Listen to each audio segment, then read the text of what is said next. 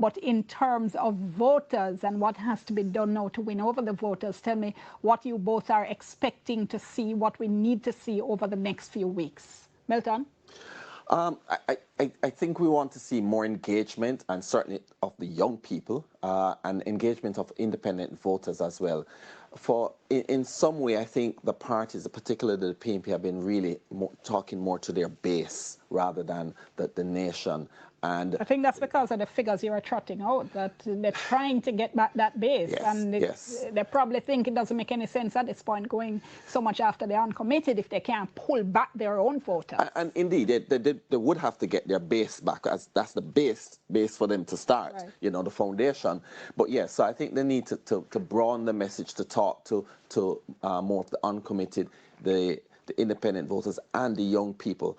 Jamaica is a young population, and the voters list is certainly skewed towards them.